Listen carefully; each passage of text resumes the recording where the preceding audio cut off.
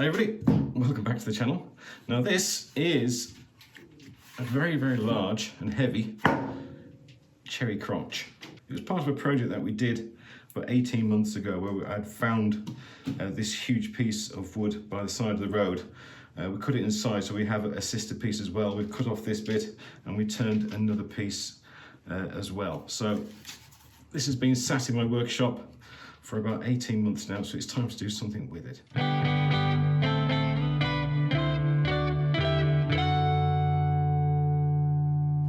Okay, so this piece is huge. It is about 19 or 19 and a half inches wide.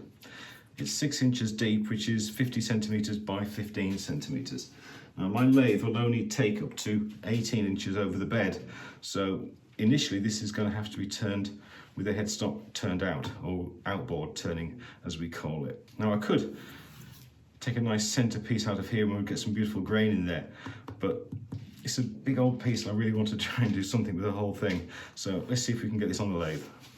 Okay, I've positioned this faceplate over the center of the mass of the piece. So initially I'm just going to put in 2 screws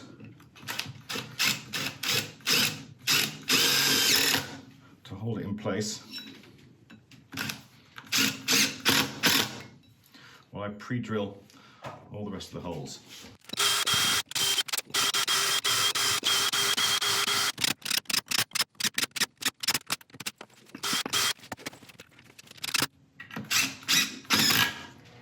Right, okay, we're on the lathe.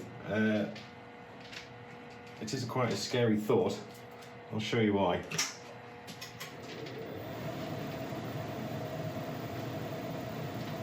That is a very big piece of wood spinning without a net. So I think, because the last thing I want to do is get hurt, is I'm going to start working up the edges to get a feel for its stability. Try and move a bit of the weight from this area, and if I feel it's going to be far safer for me to turn the edges away so it is within 18 inches so I can swing the headstock back around, I'll do that, because I'm not going to risk getting hurt. I mean, it would be fantastic for the video, but I really don't want to. Right, sharpened up. I'll have my high impact face shield on and we'll get started. Turning speed initially is about 420 RPM.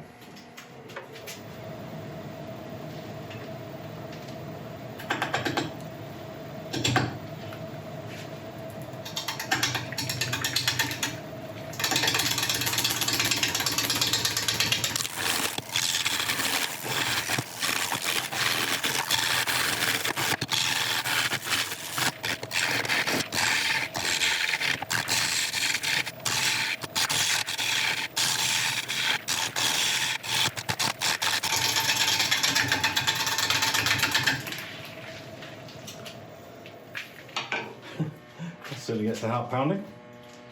Alright, we've got some interesting cracks on here. When I sealed this at the end, I did it with a candle wax, but it still managed to crack. But hopefully we might be able to get through those, but we'll see as we go along. Right, given that there are cracks in here and the bark is very definitely loose, I think for safety's reason I am going to start working up the edge of these so we can turn it back over the bed.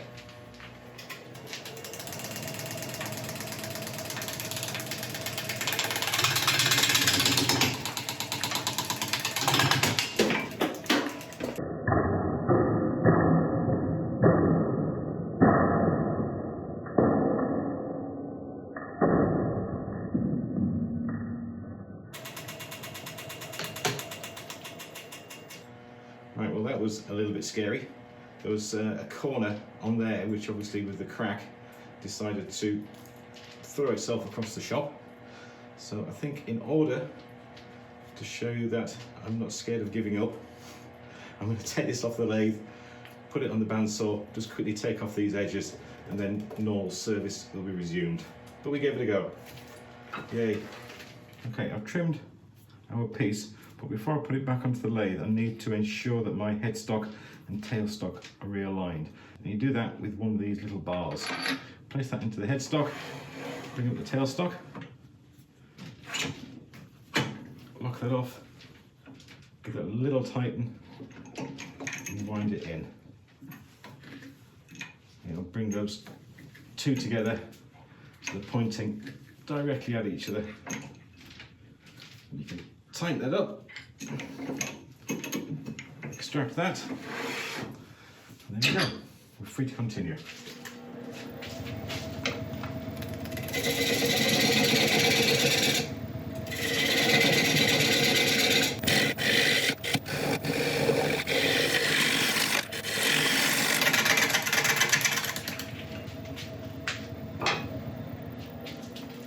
Okay, far safer to be turning in this orientation now. Now we've got a few surface cracks here and on this side. Now I've got a feeling as we go up a little bit further, we are going to turn those away. I also feel a little bit of moisture still under the surface, so I have to keep an eye on cracks because they may reappear on us. So we'll get these, try and get these turned away, start working up the sides a bit more, and wait to see if an idea grabs us as to what to do with this thing.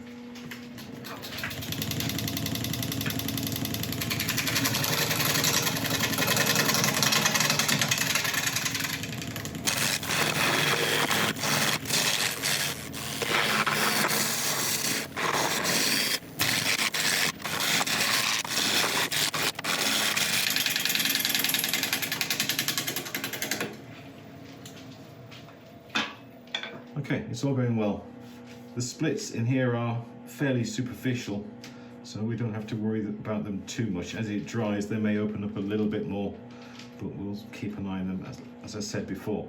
Now, I've got a feeling I want this to be a fruit bowl or something like that, which means that we want nicer, higher sides, as opposed to the normal kind of flat platter that I would make from this style piece. So this slope we've got this edge, I'm going to run this down in towards the foot, take up the foot a little bit more so we can start eating into this bit here, and then we'll stop again and see how that looks. Just going to sharpen up again first.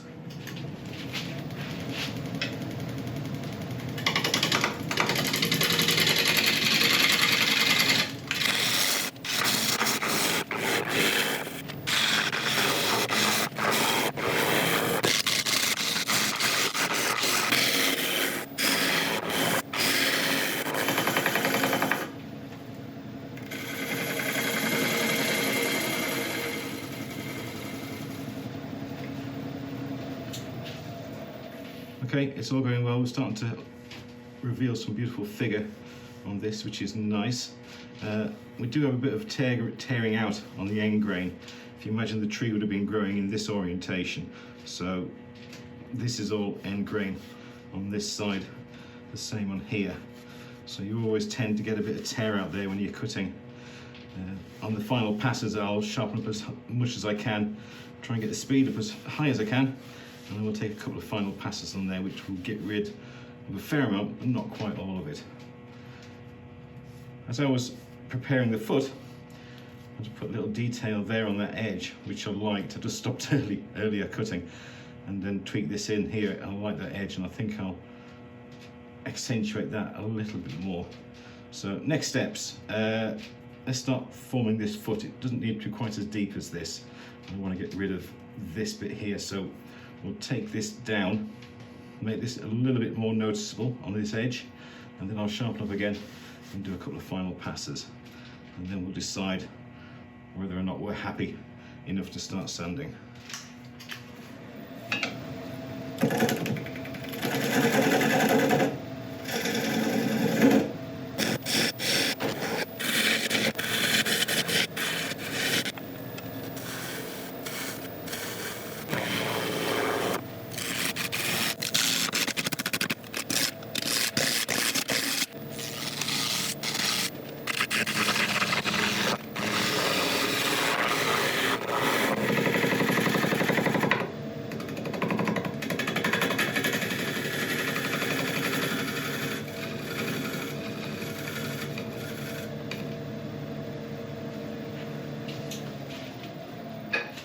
Okay, I have reduced the end grain.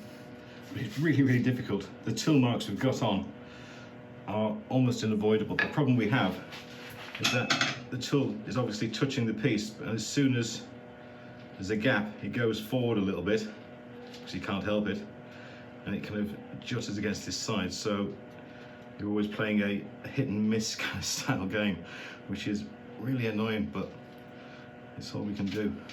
Right, I think I'm going to have a quick go with a scraper, see if I can get rid of a couple of these till marks before we start to sand up, before we start to put the recess in.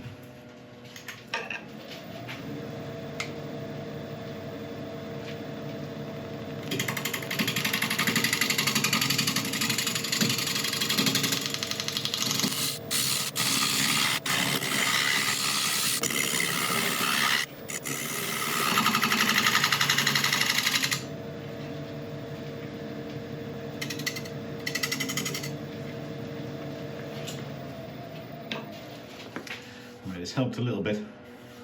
Didn't help with the end grain though. Right, okay. We'll do the rest of the sanding. I'm going to take the tailstock away, put the recess in, and then we'll start sanding, I think.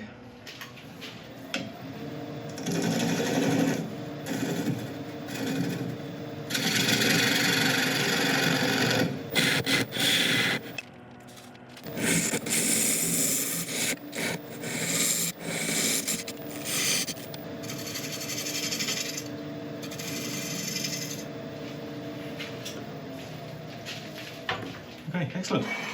Right, I shall set up for sanding. I'll let you watch a bit of it, and I shall bring you back when it's all done.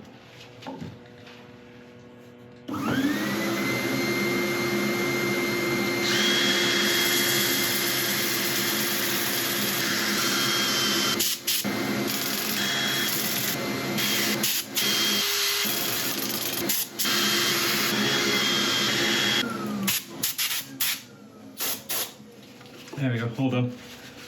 I really do love sanding odd shaped bowls like this. I love it almost as much as my love of sarcasm.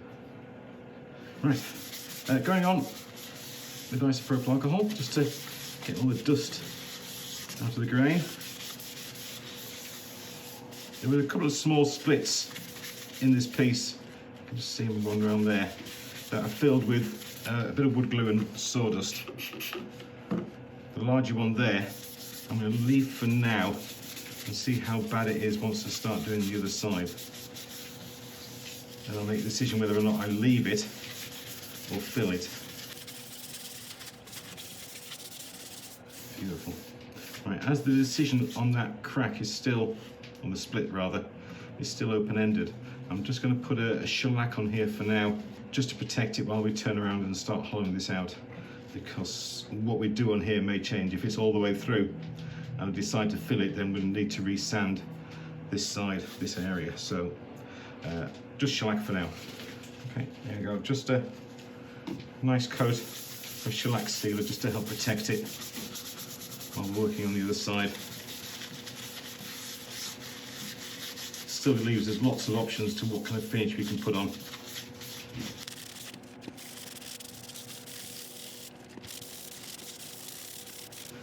Okay, when this dries, I'll turn it round and we can start hollowing out, which is going to be very interesting.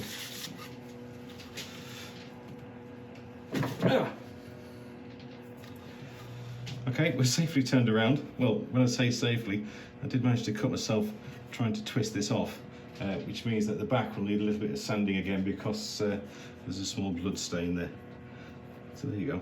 Right, I'm going to go and sharpen up again. We can start hollowing out this monster. Oh, one thing, that split here is what's coming through on the other side, so it looks like we will definitely need to do some filling at some point, but we will see how it goes.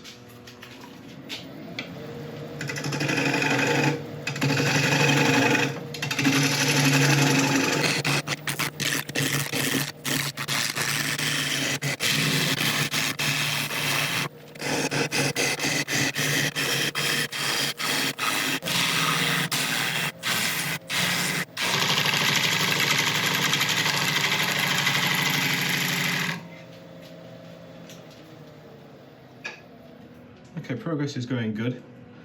We do have to take this room down a little bit further because we've still got an original saw mark there. We've also got to figure out what to do with this bit. That's where that lump of wood came out at the start. But apart from that, it's going well. I think the rim for this bowl is either, it's going to be somewhere around there, maybe a little bit thinner, but not an awful lot. It'll be interesting to see how this changes shape as we go down a little bit as well. So, okay, let's carry on.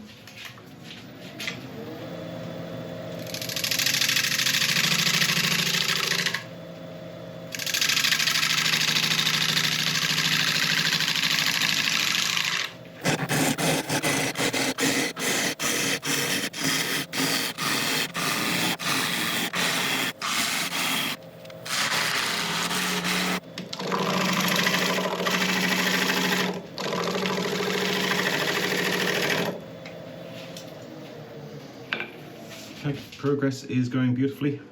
Really happy so far.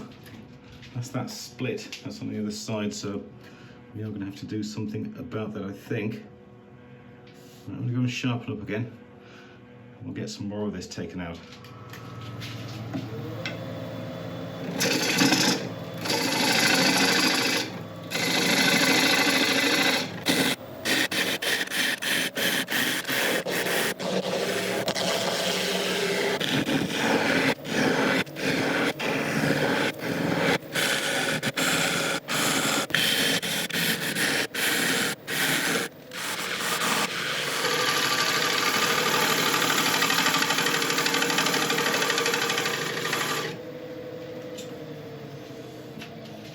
Okay, progress is going wonderfully, absolutely over the moon.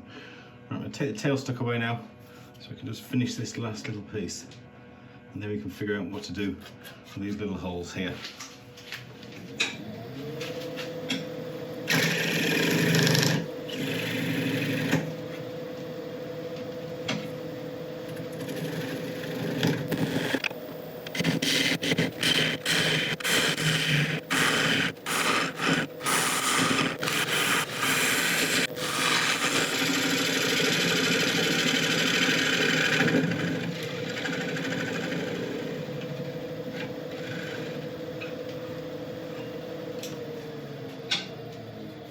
Okay, I think that will certainly do for now. I think with these holes that go all the way through, I'm just going to grab some black milliput and fill them with that. It's really effective, really easy, and it'll be ready in a few hours. Okay, I've got a small amount of black milliput mixed up. If you haven't used it before, it's just basically a two-part epoxy putty, and when it dries it'll go hard as rock. And we can sand it, turn it, whatever we want to do with it. So I'm just going to break off little pieces and force it into the hole, and it'll fill it beautifully. And when it's dried in the morning, I can just sand it back, and it'll be brilliant. And it'll look wonderful. Just put some on the back as well.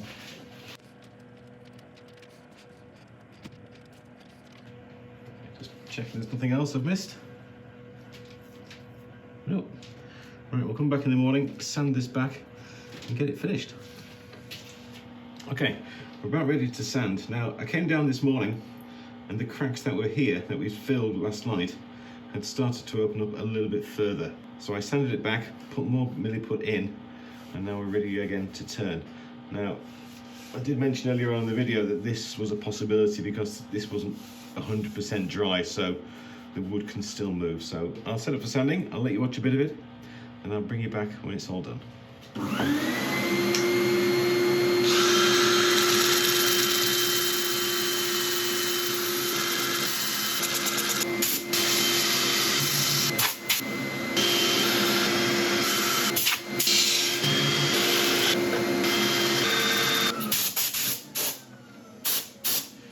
Alright, thank goodness we're done. It took a very long time, and I could probably carry on for another hour or so, but the improvement would only be slightly incremental. So anyway, on with isopropyl and get the dust out of the grain. Always love turning cherry. And this one hasn't ruined that. It's still been a lot of fun. Right, I'll do the back as well because I've done a lot of work to the back.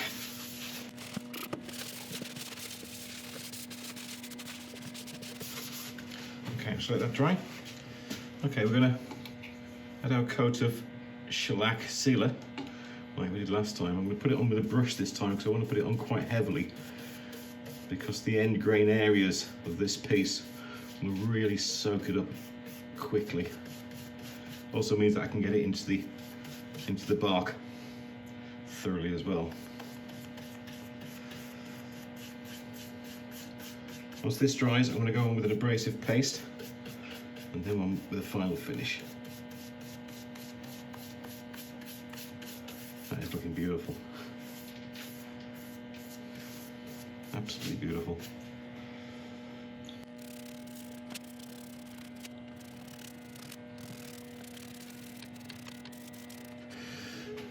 Okay, we'll let that dry and then we'll come back in a few minutes and put on the abrasive paste. Okay, that's had plenty of time to dry. So now on with an abrasive paste,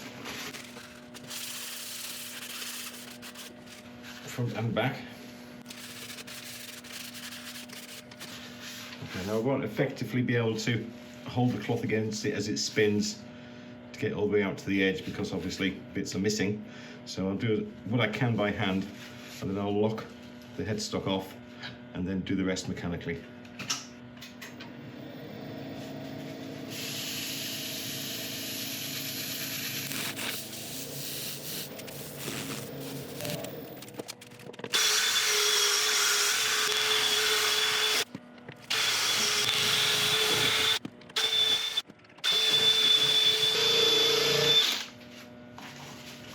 Okay, as before, always clean off any excess grit with an alcohol or isopropyl alcohol or anything like that.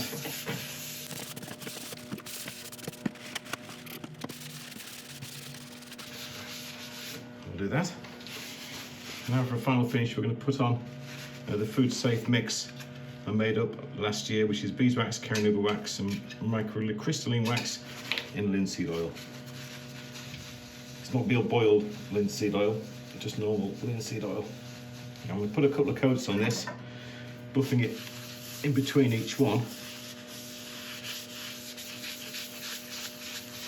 Give it a nice long lasting protection, fully food safe, and will help waterproof it as well. If you're interested in how I made this wax, then I'll leave a link to the video in the description below.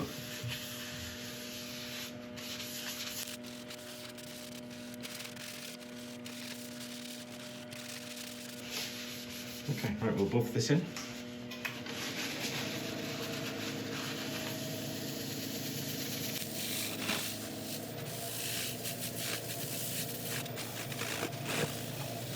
Okay, right, I'll buff the wings and I'll bring you back and we can take a look at the finished bowl.